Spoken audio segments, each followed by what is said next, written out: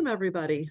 Thank you all so very much for joining us this afternoon for our Mission Sustainability Initiative Resource Roundtable. I'd like to thank you all for being here today and thank our amazing panelists. We have a lot of people to talk to today. I'm really excited to introduce all of you. I also want to thank my colleague Marquise, who is here providing technical support and Zoom backup. If there's anything you need during the program, feel free to put it in chat and Marquise or I will give you a hand. My name is Kate Piot-Eckert. I am the director of the Mission Sustainability Initiative here at Forefront. I use she, her pronouns.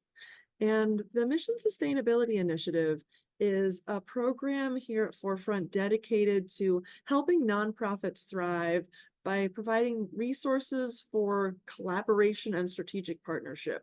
By that, we mean the kind of partnership that impacts the business model, that really helps us to do more together than we can on our own. And we do this in 3 different ways. We provide confidential consultations, which looks a lot like this. It's a couple people on a Zoom screen sharing ideas, discussing resources. We also provide referrals to a wide range of resources, from vetted consultants to checklists and case studies and educational programs like this. We also provide grant support to help with the one-time costs associated with partnership development. And programs like this one that both share ideas and develop a community of collaboration are really what the MSI is all about. You are here today in a group of like-minded people who are excited to explore the impact we can have when we work together, and I'm thrilled to get to celebrate that with you. So what are we up to today? We are here because Illinois nonprofits have access to a truly exceptional network of resources and pro bono services and organizations committed to helping them thrive. The MSI is one of those resources, and one of the ways that we help is by connecting nonprofits to the services and tools they need. And it is an elaborate web, and we are here to help navigate it. I've been with the MSI for about a year, and during that time, I've discovered some really exceptional resources that I very much wish I had learned about earlier in my career running a nonprofit in Chicago. I've worked with many nonprofit leaders over the past year, and the organizations that we'll hear from today are those that have been repeatedly highlighted by the leaders I talked to as being particularly helpful. And in many cases, these resources were a surprise when folks first discovered them. So some hidden gems in the Chicago, Illinois nonprofit landscape.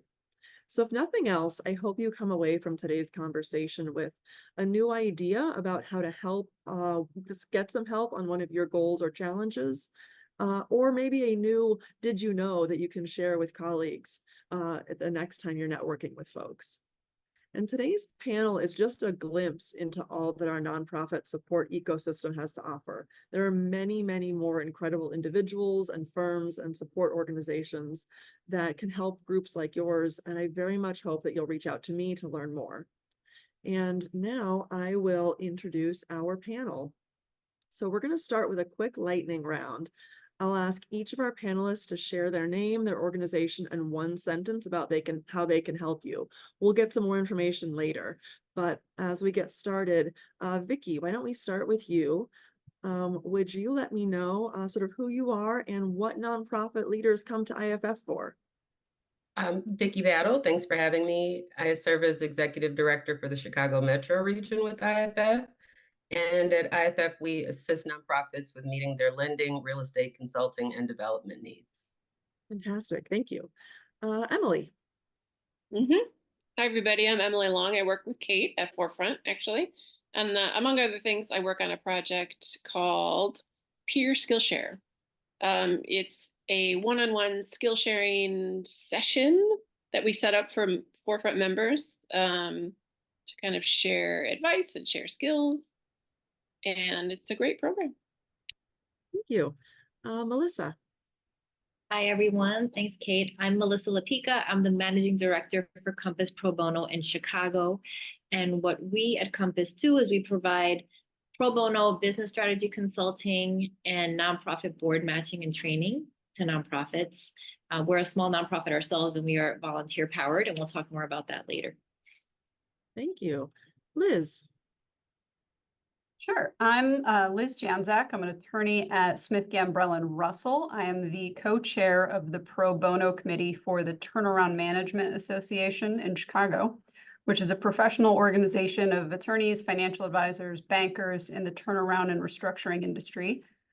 And nonprofits should come to the TMA Pro Bono Committee for if they're in need of special projects, financial performance improvement, turnaround consulting, budgeting, forecasting, recapitalization options, or organizational restructuring. Great, thank you. Jan. Oh, Jan, would you unmute yourself? Thank you.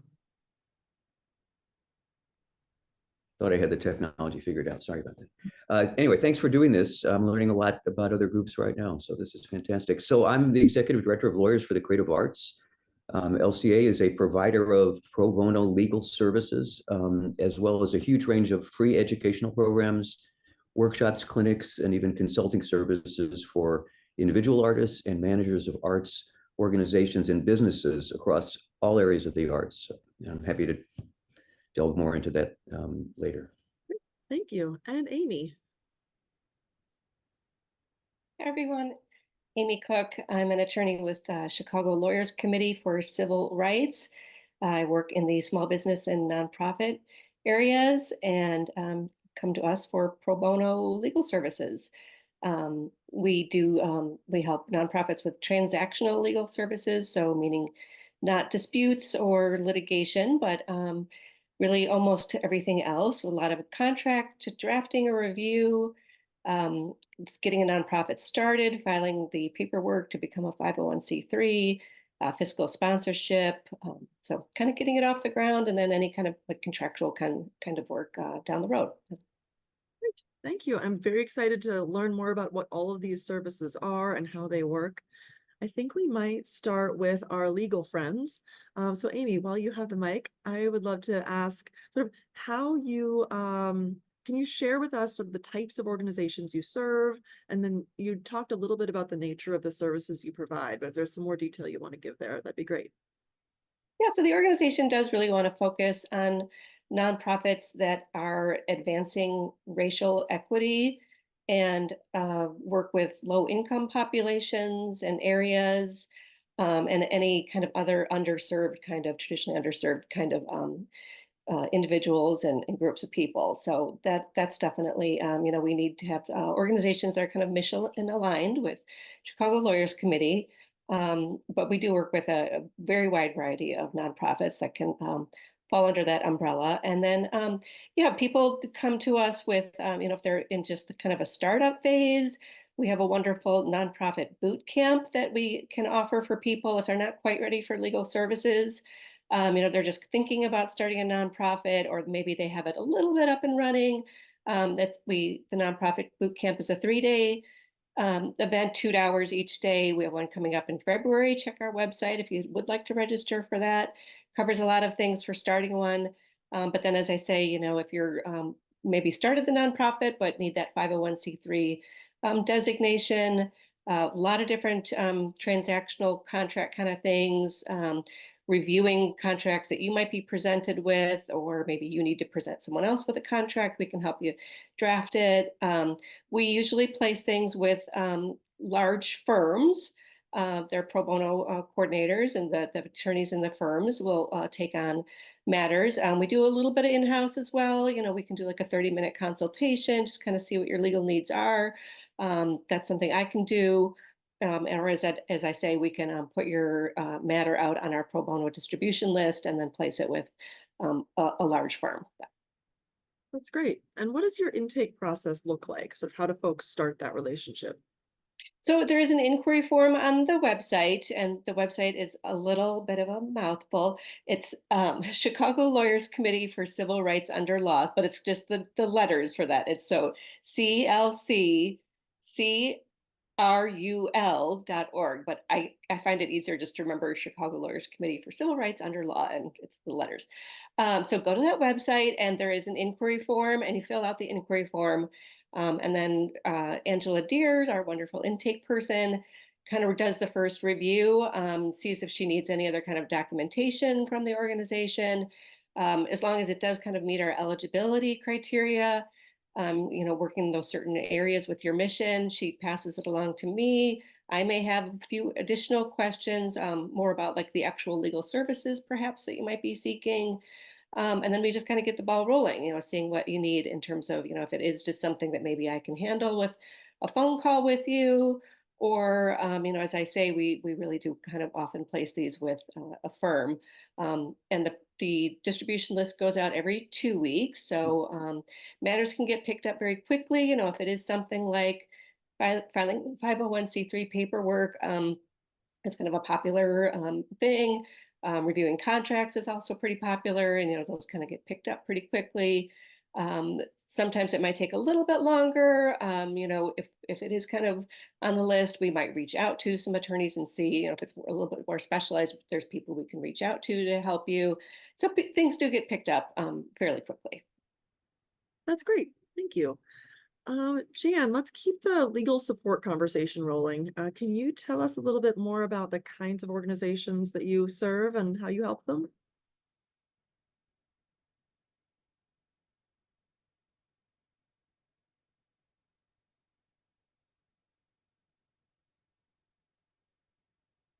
Oh, Jan, we lost would you unmute? Thank you.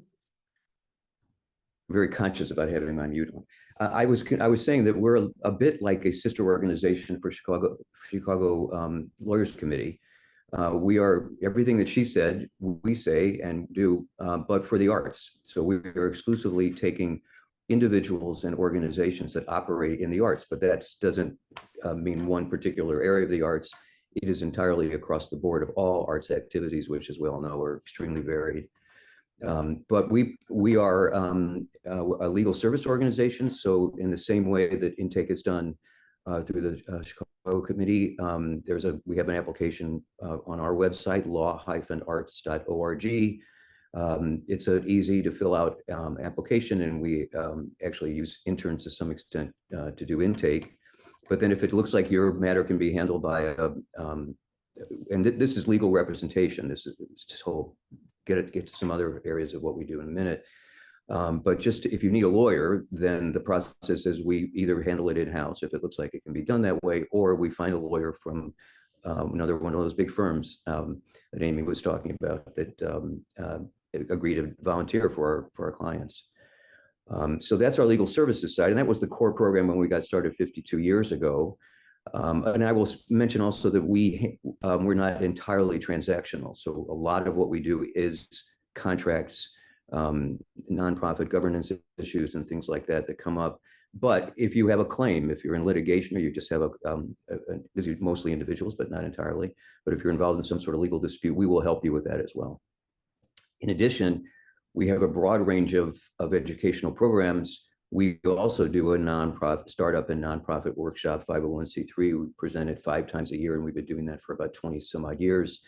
And then just an enormous range of other topics that are needed by arts businesses of all kinds. So everything from insurance issues to employment issues, and the format for them varies significantly. Some are just lectures, on a format like this, and some are clinics with a group of lawyers from a law firm, workshops that may span, several sessions.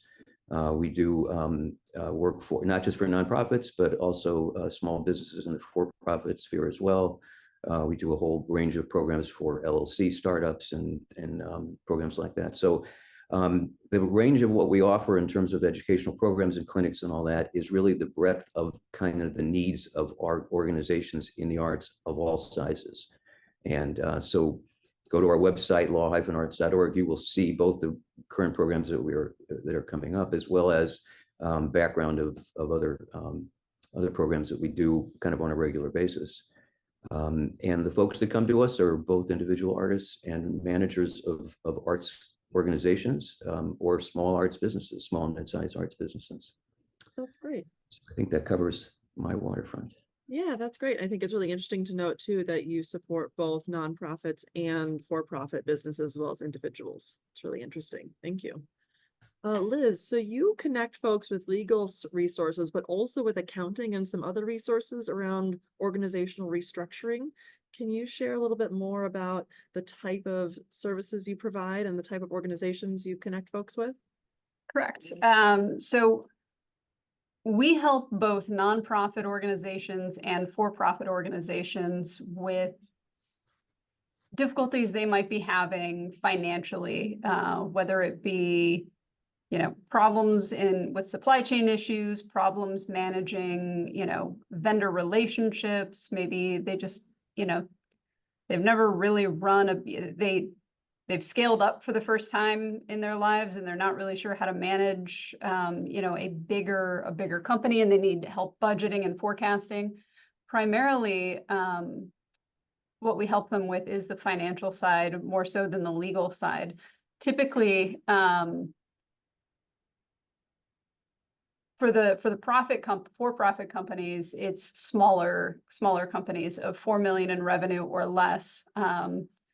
So we typically get referrals, or we get an inquiry submitted on our website, and we then solicit, we have an interview with the company that needs help, and we then solicit from our membership a team of qualified professionals to provide up to 20 hours of pro bono advice and consulting services. And that's financial modeling, forecasting, business planning, helping them navigate the logistical and legal process of winding down a not-for-profit, which is something that we did last year. Could be tax or accounting or asset disposition. It's basically any nonprofit or for-profit business that has any kind of financial struggles. That's who we help. That's great. Can you talk a little bit more about what turnaround means in your context?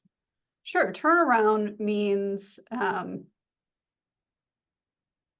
not to put not to be too obvious, but you're going in the wrong direction, right? And it might be that your company typically got paid from their vendors in 30 days, and now things are lagging and it's 45 days, and you're struggling to find out why, or you're struggling to figure out how to identify efficiencies in your business model that can help that lag time. And we have hundreds of members, both locally in the Chicago market and nationally, that specialize in identifying those sorts of problems. And we rarely have any difficulty finding people who are happy to help out, on a limited one-off project basis. That's great. So it's not necessarily just organizations that are sort of on the brink of bankruptcy per se, but sort of are just looking for a course correction. Correct. And most companies that reach out to us aren't on the brink of bankruptcy. And that's typically not something we really help with anyway, because at that point, you really should be calling a bankruptcy attorney. We help people who, are experiencing for the first time, a business setback that they just don't know how to deal with. And, for example, we had a case where an organization came to us and they were getting evicted out of their location, not because of anything that they, not because they weren't paying, but because the owner was selling the property, and they needed help finding new space and figuring out how to budget for a new space and moving costs and things like that. That's great. And what does your intake process look like? So how should folks reach out to you?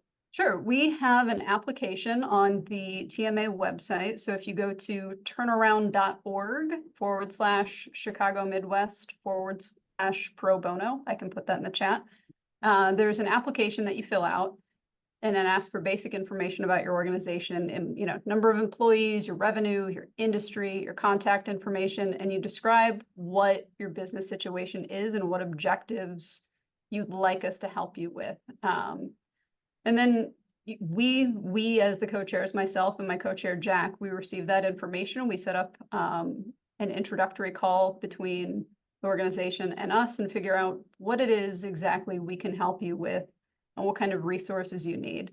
And then we take that, solicit our membership, get volunteers, and then connect the two. And then as co-chairs, we kind of just supervise the process and make sure everyone has what they need.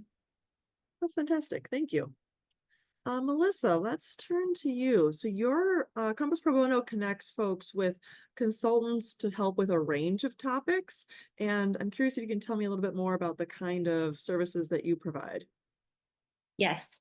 So taking a step back, I know that some of the other organizations that have talked focus on organizations that have a specific mission focus. We are mission agnostic. For an organization to qualify to engage with our services, you simply have to be a 501c3 that benefits the greater Chicago community. So we don't have a mission focus necessarily. And to Kate's point, what we do is we provide pro bono business strategy consulting to nonprofits by leveraging business professionals in the community that want to donate their time. And what is business strategy consulting? There's several different flavors that we offer, such as marketing focused, funding focused, or development focused. And on our website, you can see all the different types of support that we can offer. And we offer different shapes and sizes in terms of what these engagements look like, depending on the organization's need, capacity to work with an outside consultant, and so on. So the two flavors of business consulting that we offer are our on-demand consulting, which is a one-on-one match. You have a targeted challenge that you want help tackling. Maybe you need to, you want someone to look at your social media strategy, or look at your do a cash flow analysis, or something that's pretty bite-sized. You can apply for our on-demand services and get matched with a volunteer that has the right skill sets to help you, and work with that individual a few hours a week over the course of 2 months. The other flavor that we have is more intensive, and it's a team-based consulting engagement, which we call On Track, which is run on a cohort basis. And we just kicked off a cohort of On Track projects here in Chicago. We're supporting 20 organizations in the Chicago area with teams of six consultants each, that are tackling a strategic issue and are working together from now through the end of May. So that's something that we do on an annual basis. But these are all strategic in nature. The teams work together with your organization to come up with some actionable recommendations that then you can run with. Yeah. That's great. It sounds like your annual team-based projects take a little bit more advanced planning. Can you talk a bit about sort of how folks figure out which is right for them and how to get involved? Yes. So I welcome anyone to reach out to me and have a conversation so I can better understand your needs, what your organization is, what kind of stage you're in terms of maturity or capacity or whatnot, and make a recommendation as to what might make more sense to you. Typically, the team-based consulting requires more capacity on your part to be able to engage with the team and support the team over the course of the 4 or 5 months that you're working together. I would recommend, if you're interested in our services, to sign up for our mailing list so that you can be notified when these cohort opportunities become available. For the team-based consulting, for example, our on-demand is open now on our website. That intake form is available today. And that is less of we call it an application, but it's really like you're telling us what kind of help you need. You go into the queue. When we identify a volunteer that has the right skill sets to help you address whatever challenge you indicated on the form you have, then we'll make that match. So it's less of an application as much as a interest form that then puts you into the queue to receive a match. Great, thank you. Emily, would you like to tell us how the peer skill share can connect leaders and staff members with one another? Mm-hmm. Yeah, I like Melissa's use of the word match. We're sort of a matchmaking service also, in a way. So peer skill share is a one-on-one skill sharing session that you can participate in a couple ways. You can be an advisor. You can fill out a form and tell us what kind of things you can help other folks with. We don't expect people to know everything about everything, but if you have one real specific skill or one little area that you're really good at and you want to help folks with that, we can sign you up as an advisor. Or you can be a requester.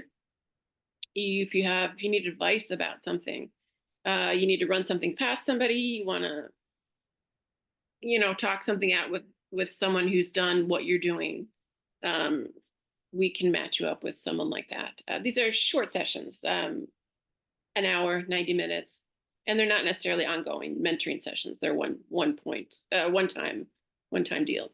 This is a member only program for Forefront members, so members will be matched with other members. That's great. And how do folks begin that process, either as Mhm. an advisor or as a learner?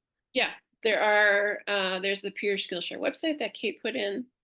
You could review sort of more information about that, and there's a form for each person. There's a form for a requester, there's a form for an advisor, and being an advisor it's not a huge lift. We're not going to be bugging you every week.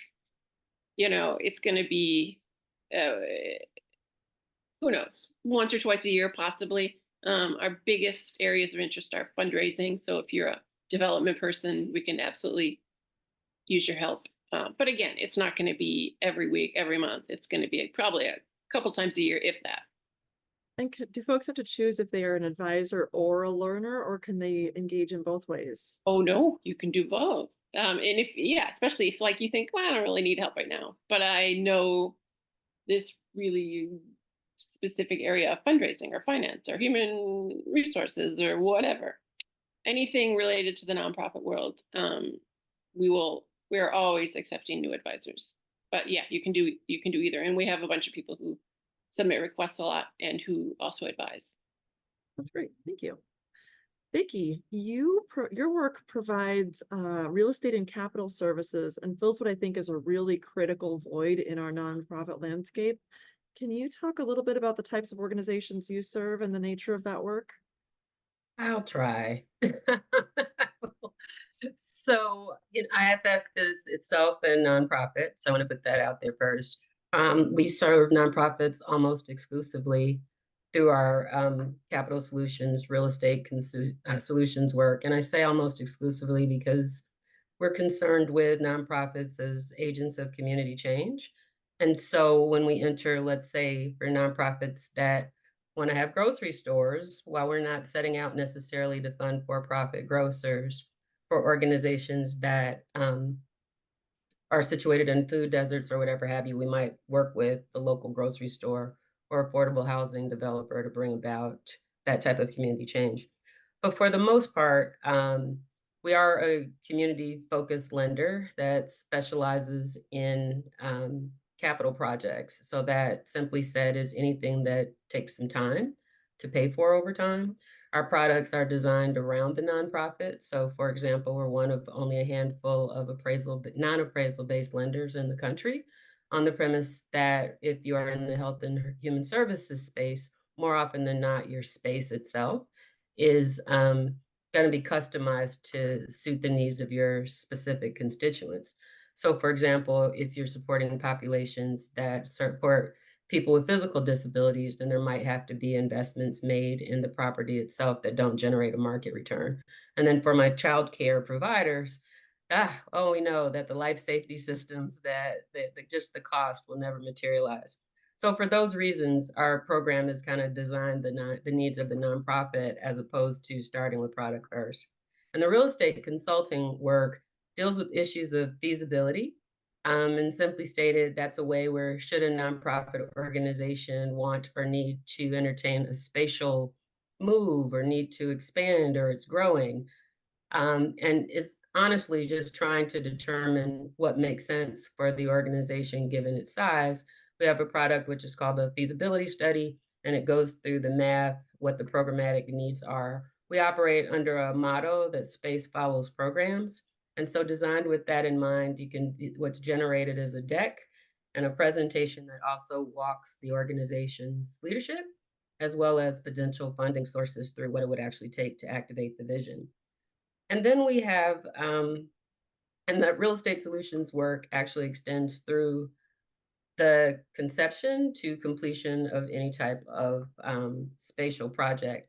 And though the name real estate is in the title, we also consult around just the notion of lease space as well. And that's a really important distinction because a lot of times nonprofits, when they hear real estate, just think that they have to buy something or refinance something. And so I like to say that, you know, particularly with Jan's work and Melissa's work and others, Elizabeth's work, that we begin and we often work together because they're providing legal services, strategic advisory services, and whatnot in order to deal with the transactional aspects of our work. And then the last piece of our work that I'll probably speak to today, because in some instances, IFF has actually been a consumer of some of the services that are being offered here.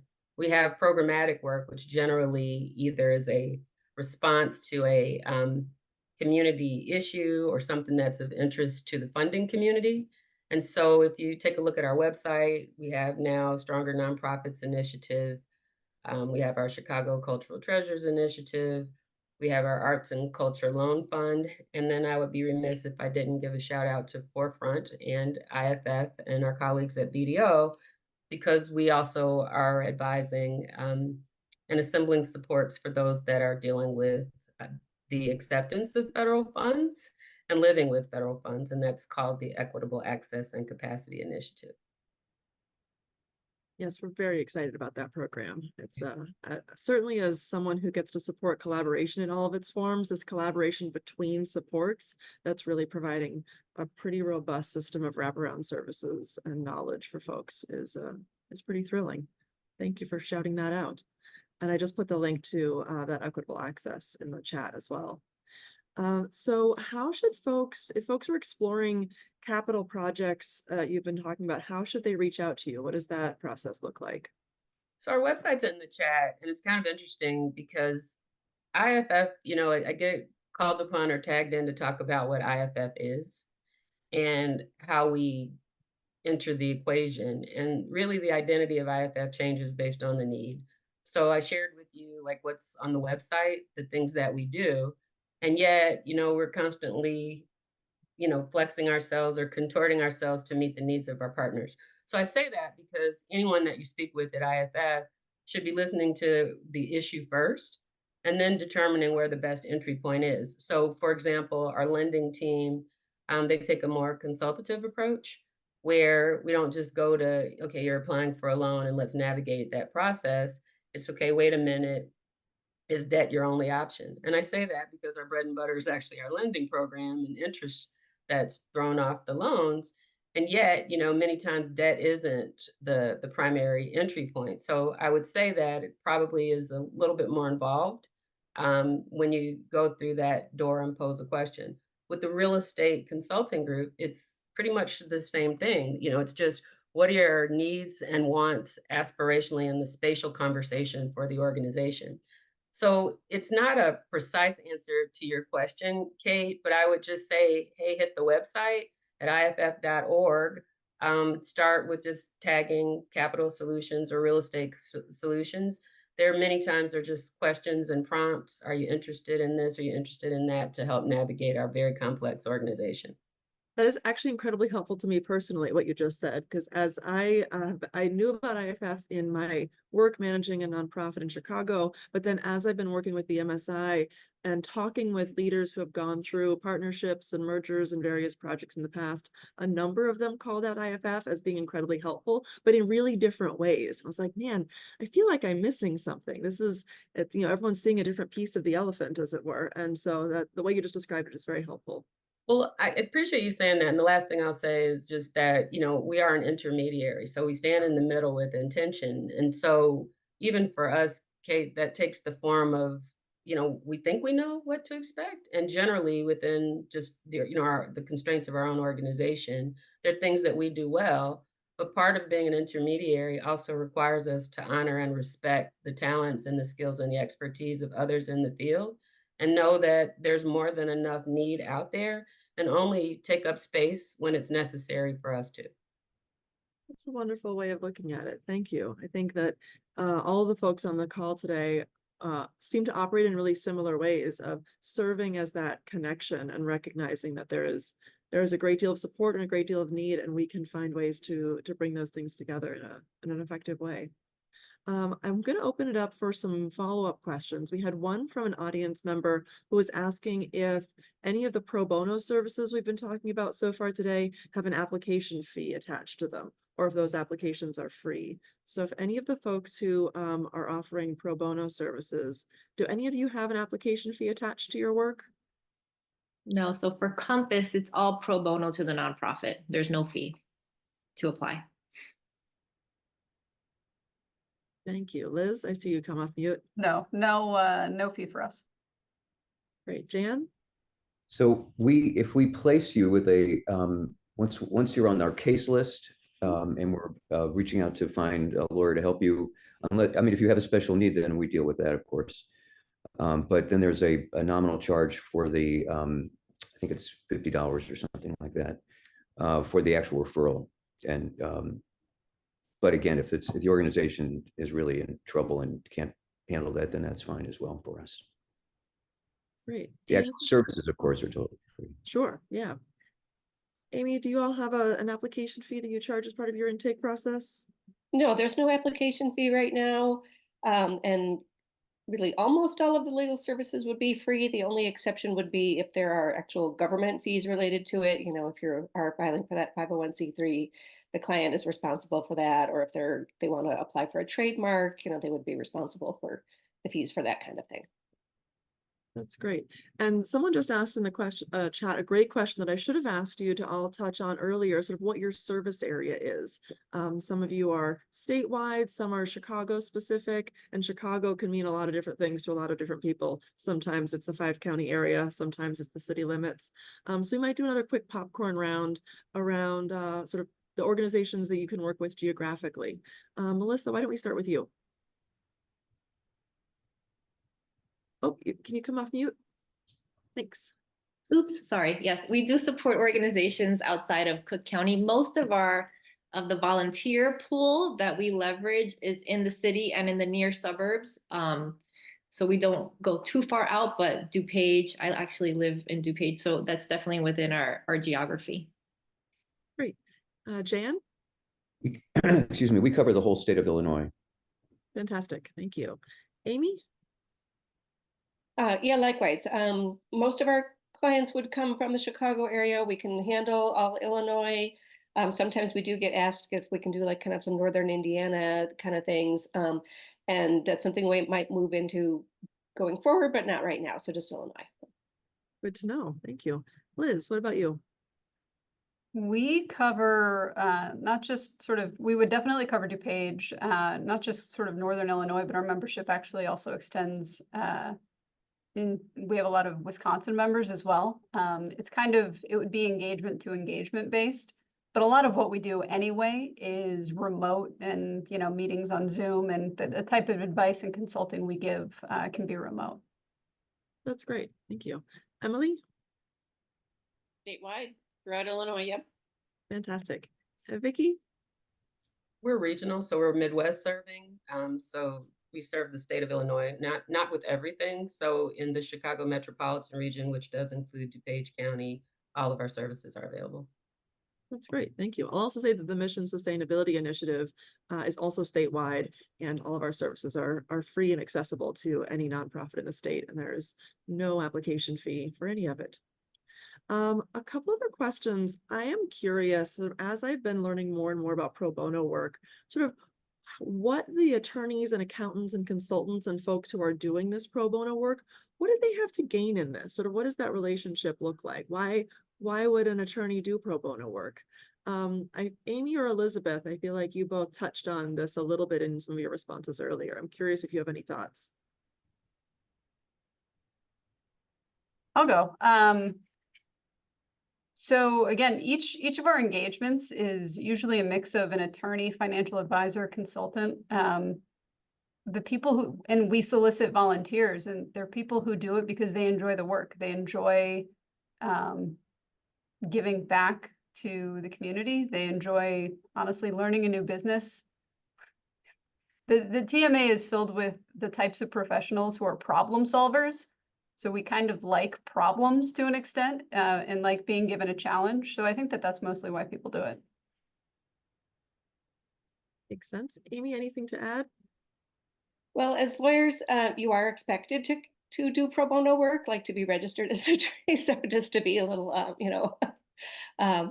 but and some of the large firms do require doing some pro bono work as well. So that's more the cynical look at it, like sometimes it's expected. But that said, really, I find everybody that I've worked with wants to do this. They really do get a lot out of it. People have specialized knowledge that they want to be able to share with their community. They want to maybe serve on the boards of nonprofits. They want to do legal services. They want to help out their community. That's great. Melissa, I see you nodding away, and I know consultants are under no requirement or expectation to necessarily do pro bono work, but I'm curious if you have thoughts on this from the consulting space. Yeah, and we engage a lot of day job consultants, but we also engage a lot of other business professionals that have other expertise like marketing or financial services or technology. And a lot of what Liz said resonated, right? That people enjoy the work, they enjoy giving of their skills. It's a much more meaningful way for them to engage with the community and build those connections. And I can also speak from personal experience. I got involved with Compass as a volunteer consultant myself, and I wanted to use my skills to give back. And I was new to the Chicago area, so I wanted to build my network. I wanted to get to know the nonprofit space. I wanted to learn some new skills, right? Because this is a great way, learn new business models, learn new problem-solving approaches from the other, professionals that I'm working with. So I think people really get a lot out of it. And to Amy's point, it's a great stepping stone for board service. So a lot of our volunteers anecdotally end up, joining the board of the organization they support later on. And another thing we offer, which I didn't mention before, is we do also do nonprofit board matching and training. That's also cohort based. So that's something that we do, once or twice a year. Fantastic. And I'll remind folks in the audience, please feel free to put questions in chat if you're so inclined. I'm wondering, I think as we think about working between nonprofits, nonprofit leadership and staff and board, and the consultants and attorneys and real estate advisors and folks who are helping them, if folks have advice for how to really make the most of that relationship. I know time and capacity on the organization standpoint is often really limited, and it can be hard. You want to make sure you're making the most of every minute you have with someone who's providing you with expertise. Does anyone have any thoughts? And we can go around and get a variety of advice for organizations looking to really make the most of their engagements. Jan, can we start with you? Yeah, sure. I'll just add to the lawyers' points about why lawyers do this for a second, and that is there really is a tremendous eleemosynary spirit in the legal community. It's been there. I think maybe folks who aren't connected to the legal community may view that statement with a little skepticism, but it's absolutely true. And it's really a huge driver of, in addition to the fact that you have to put in some pro bono hours or report them to the Bar Association and all that. But in any event, that is a lot of what has driven LCA for 52 years, is that very consistent, both financial support and volunteer. In my case, I started out on an arts boards and found out about Lawyers for the Creative Arts very late in my career, and was on the board for about 8 years before my predecessor, who had a very similar career path, decided to retire. And I thought, if I don't do it now, I'll never do it. So I came to it from a different angle, but saw the the volunteer spirit of the legal community all the way. On your specific question, we sort of handle that in maybe a little bit different way. Yes, we do cohort programs that span a number of different sessions. In our LLC formation, for example, is an example of that. And a fair amount of the consulting services that we provide free to the recipient are done in a bit of a cohort or one-on-one basis. So it sort of depends on the individual. But we also provide a lot of educational programs like this one. And our thought is we really try to respond to specific needs that the arts community is experiencing. This obviously was huge during COVID, where there were all kinds of issues, everything from infection control to business interruption insurance and copyright and arts and entertainment law issues. So we are constantly trying to take the pulse of what are the needs of the arts community, and we try to meet them by putting on programs like this, because it's so, it gets to so many more people.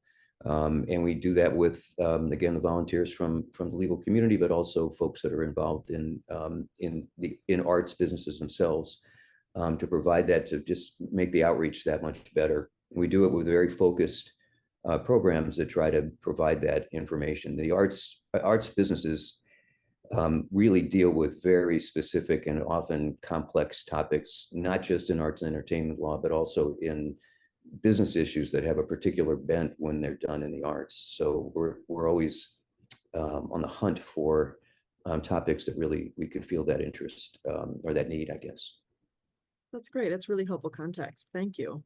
Jan, while you have the mic, do you have any advice for nonprofit leaders as they work to make the most of their engagement with attorneys that you connect them with?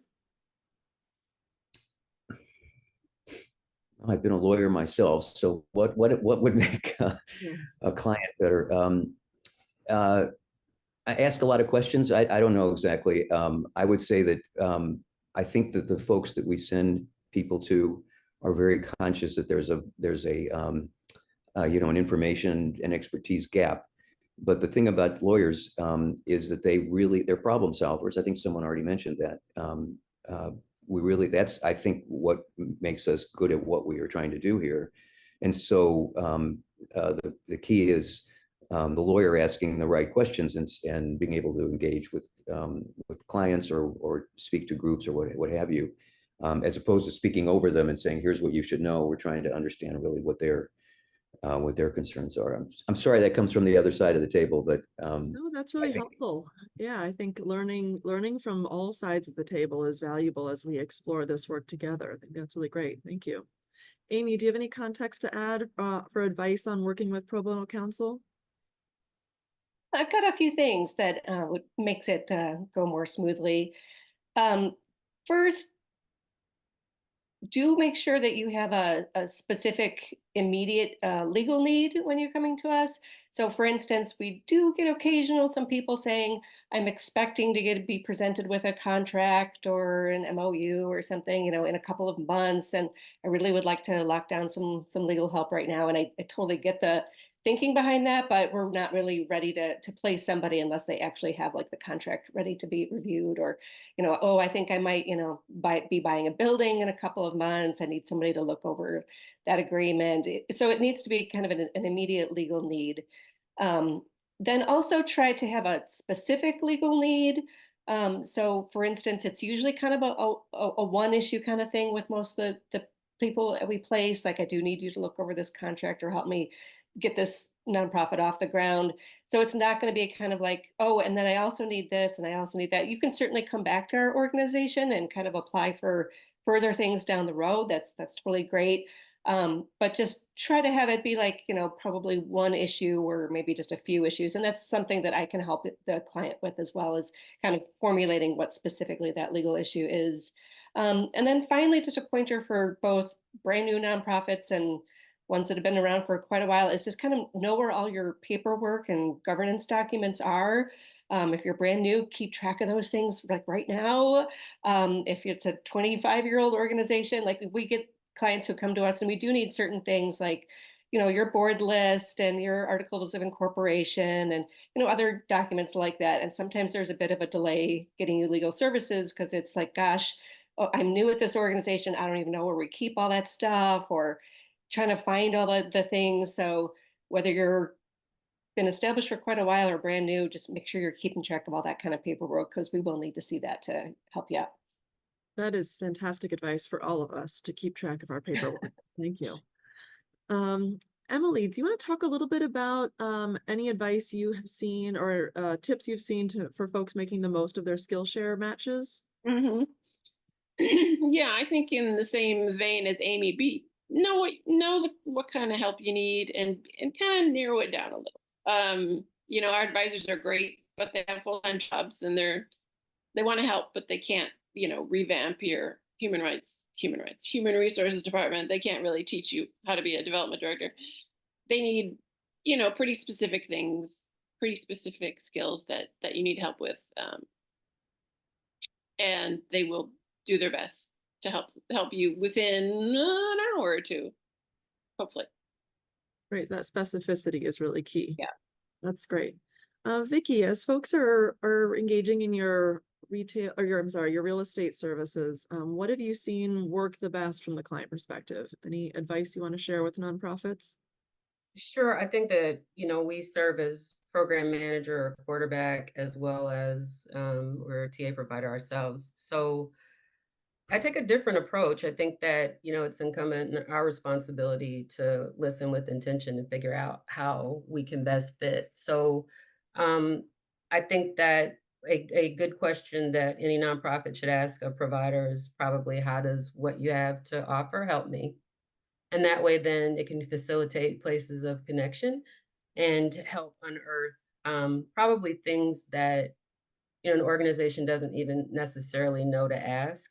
We have an explicit equity, focus in our organization, and so part of our learning is that people just don't know what the right question is, and you don't know what you don't know, and so sometimes that's really important. The other piece that I would, offer is that, the requirement that the communication is in terms that you understand, simply stated, that it's legible to the nonprofit. Not to pick on my lawyers, and I'm a financial person, but there's a lot of jargon or technical speak in our respective disciplines, and I think that it truly has teeth and is at its best when we can just use plain English to again explain the benefits and also the mechanics of engaging with the work. So those would be the two best things. And I would have to say that part of why I think about this is because for one of our capacity building programs that we administer, it's really about just serving as quarterback to direct, to have an intake conversation, and then to distribute or at least direct the nonprofits to the respective provider. And one of the questions we received was, is there a technical assistance workshop for how to use the technical assistance?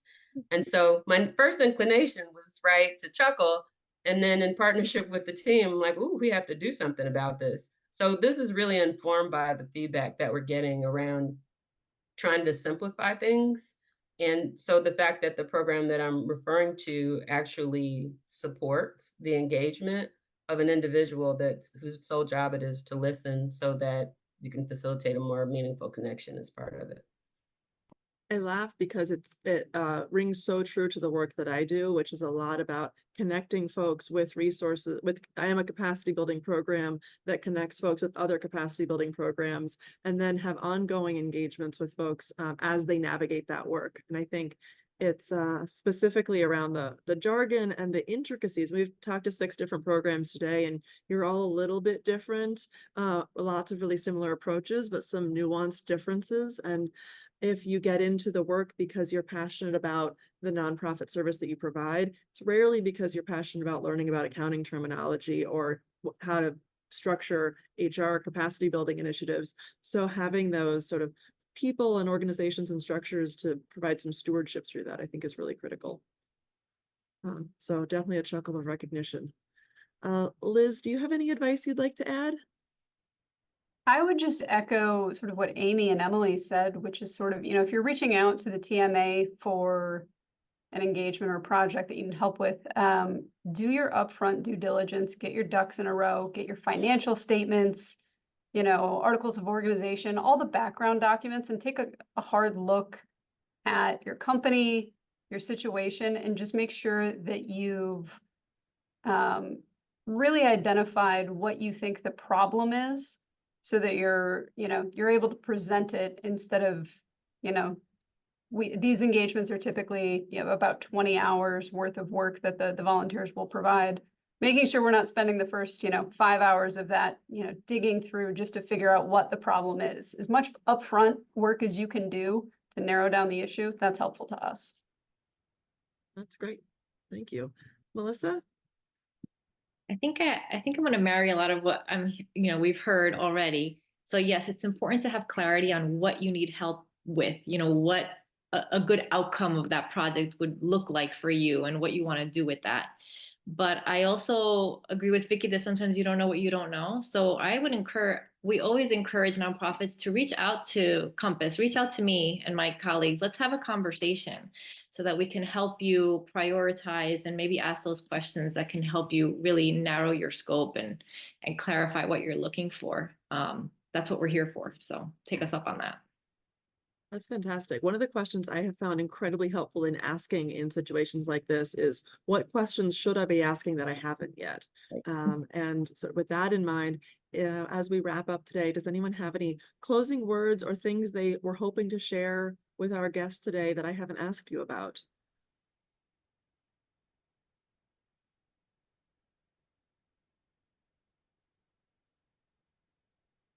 Great. Well, I'm sure you'll have opportunities to connect with many of the folks in our audience today as they work through their organizational growth and challenges and opportunities in the years ahead. Thank you all so very much for spending this time with us today.